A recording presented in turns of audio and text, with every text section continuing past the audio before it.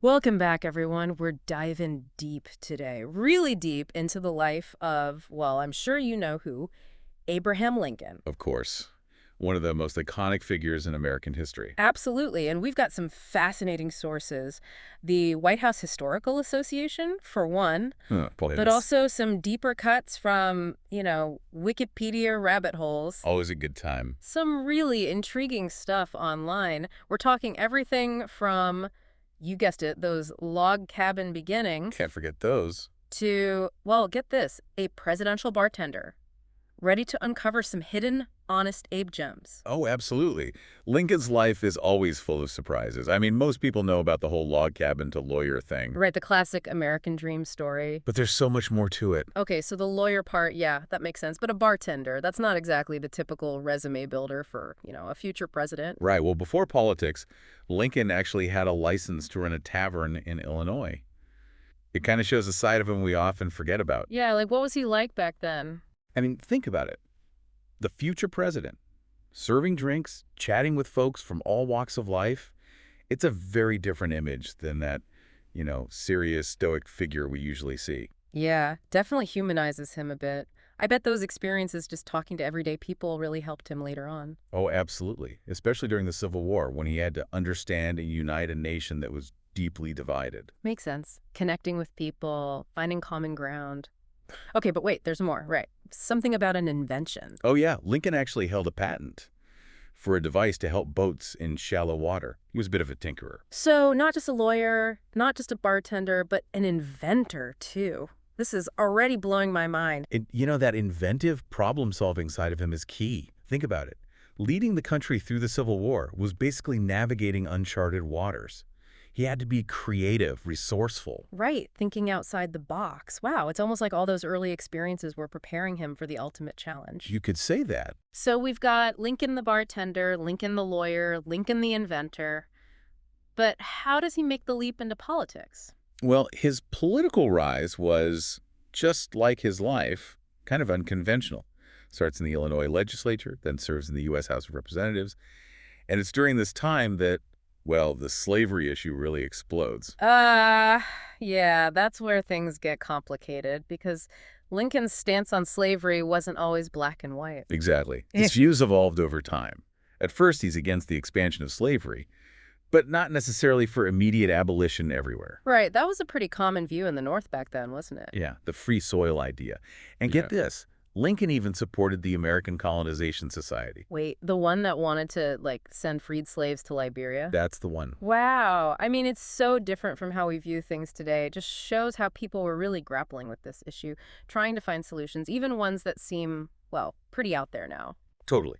It highlights how complex the whole situation was. No easy answers, lots of different, sometimes conflicting ideas about how to address slavery. So how does Lincoln go from congressman with these, well, kind of complicated views on slavery to the guy who leads the nation through the Civil War? What's the turning point? His involvement with the brand new Republican Party was huge.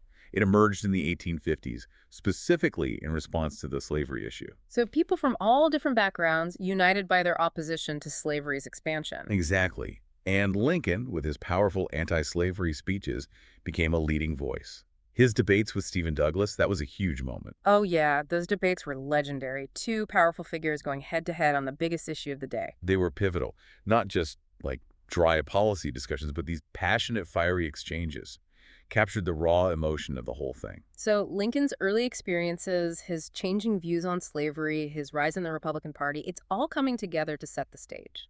It really is amazing, all these seemingly random parts of his life, they all kind of come together. Right, like pieces of a puzzle forming the leader he would become. Exactly. And that puzzle gets put to the ultimate test in 1860 when Lincoln wins the presidency.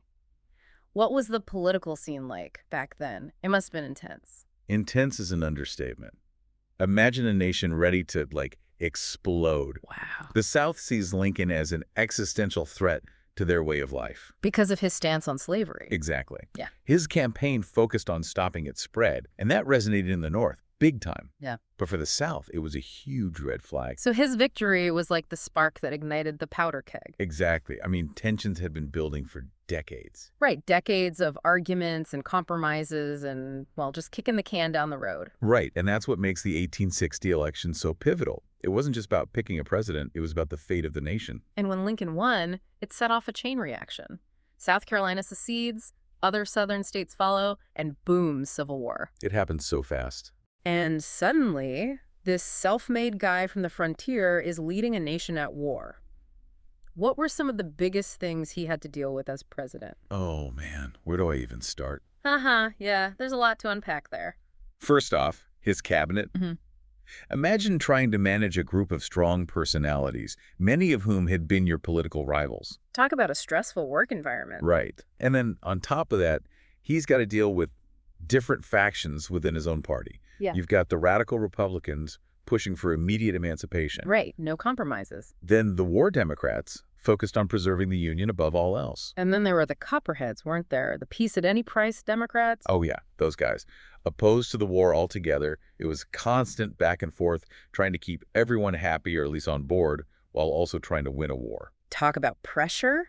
And as if all that wasn't enough, he also had to handle international issues, like that whole thing with Great Britain, the Trent Affair. That could have been a disaster, right? A total disaster. The Trent Affair was a diplomatic nightmare. One wrong move, and Great Britain joins the Confederacy, and the war gets, well, a whole lot bigger. It's crazy to think about. It makes you realize just how much was on Lincoln's shoulders. He's fighting a civil war at home, and then he's got to prevent another war with a global superpower. Exactly. And he does it all with, like, remarkable composure. Through some very careful diplomacy, he smooths things over with Great Britain and keeps them out of the fight. Talk about a masterclass in crisis management. Okay, yeah. But we can't forget about one of the most controversial things he did, suspending habeas corpus. Right. In 1861, it basically allowed people to be arrested and detained without trial. Yeah, a lot of people saw that as a huge overreach of power. It was definitely a controversial move, Mm-hmm. necessary for national security, or a dangerous violation of civil liberties. People are still debating that today. Right. It's one of those things that really makes you think about the tough choices leaders have to make during wartime. Definitely. And it's a good reminder that those choices always have consequences. For sure. But amidst all this chaos and controversy, Lincoln issues the Emancipation Proclamation in 1863. A true turning point in the war. It's like a giant shift in focus. Now, the war isn't just about preserving the Union, it's about freedom. Exactly. The Emancipation Proclamation declares slaves in Confederate territory forever free. And while it doesn't immediately free all slaves in the U.S., it's a major step towards ending slavery. And it had such huge practical effects on the war, too, right? Oh, absolutely.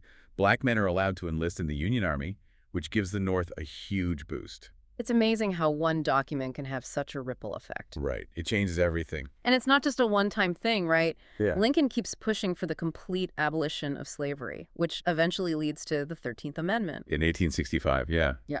Even in the middle of a war, he's thinking about the future, laying the groundwork for a more just society. It's incredible. You've got Lincoln, the wartime leader, making these impossible choices, managing all these different groups, and then you've got Lincoln, the reformer, pushing for equality and freedom. It's like he's playing two different roles at the same time. And playing them both remarkably well, all things considered. Definitely. But unfortunately, his story doesn't have the ending it deserves. No, it doesn't. Just days after the Confederate surrender, he's assassinated by John Wilkes Booth at Ford's Theater. Such a tragedy. It's hard to imagine how different things might have been if he'd lived to see Reconstruction through. Right. The nation needed his leadership more than ever at that moment. It's chilling to think that Booth was actually at one of Lincoln's last speeches, the one where he talked about possibly giving voting rights to some black men. It's like that idea of black people having political power pushed Booth over the edge. It's tragic and ironic. The man who fought for freedom and equality was killed by someone who so fiercely opposed those very ideals. It's a stark reminder that even in moments of triumph, there are forces that want to pull us back, that want to hold on to the past. And those forces are still with us today. Yeah, it's a sobering thought. Lincoln's story, even in his death, teaches us so much about the complexities of our history, the fragility of progress, and the enduring power of hate. It really does. It reminds us that the fight for justice, for equality, is never truly over. Before we move on to Lincoln's legacy, his lasting impact, I'm curious, what's resonating with you the most as we're exploring all these different layers of his life? It's pretty incredible, isn't it? I mean, Mhm. this guy from, well, basically nowhere rises to become, one of the most important figures in American history. It really is remarkable. And his story's full of these like contradictions, complexities. Yeah, but he still managed to, achieve so much, Yeah. especially given the challenges he faced. And it's amazing how his words still resonate today. Yeah, like they're straight out of a time capsule. The Gettysburg Address, his second inaugural, they're not just like historical speeches. They're, I don't know, timeless, maybe? Absolutely timeless. Expressions of hope, unity, striving for something better. And they're not just relevant in America, right? His legacy is like global. Oh, for sure. Lincoln's a global icon. He's become like this symbol of democracy, honesty, that fight for equality. Yeah, his image is everywhere. Monuments, money, you name it. And not just in the U.S., they're all over the world. A testament to his impact. And those monuments, they're not just about the past, are they? They're about like what we strive for today. Right. He's seen as a champion for human rights, Yeah. an inspiration for anyone fighting for justice. It's amazing how his legacy continues to, I don't know, shape our understanding of the past and like inspire us It's today. kind of a roadmap in a way. But we can't forget his story isn't simple. There are those debates about his views on race, his actions during the war, and the whole legacy thing. Yeah, absolutely. It's crucial to remember that we can't shy away from those tough conversations. Because they make us think, don't they? Right. Engaging with the nuances, recognizing his flaws and his accomplishments, that's how we understand history. It's like by trying to understand Lincoln, we're also, trying to understand ourselves. Exactly. Yeah. Lincoln's like a mirror. He reflects the best and, well, yeah, sometimes the worst of America. Progress and struggle, unity and division all mixed together. And it's a story that pushes us, Mm. makes us think about freedom, equality, what those things really mean. So much to unpack. Definitely. Before we wrap up our deep dive, anything else you want to leave folks with? Something to really chew on? Well, thinking about everything we've talked about, I wonder, what if Lincoln had lived? I mean, how would Reconstruction have gone differently? Yeah. Could his, ability to bring people together have helped heal the nation? Or was it just too divided, too much pain? Wow, that's a big one. And there's no easy answer, is there? No, but it's a question worth asking, don't you think? It reminds us that history is not just dates and facts. It's like a living thing. It's a story that still shapes us today. Exactly. Well, folks, there you have it. Our deep dive into the life and times of Abraham Lincoln. Log cabins, law books, the White House.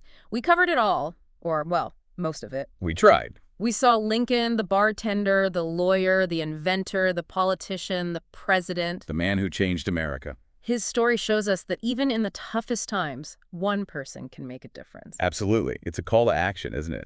To engage with our history, learn from the past, and keep fighting for a better future. So keep exploring, keep asking questions, and we'll catch you on our next deep dive.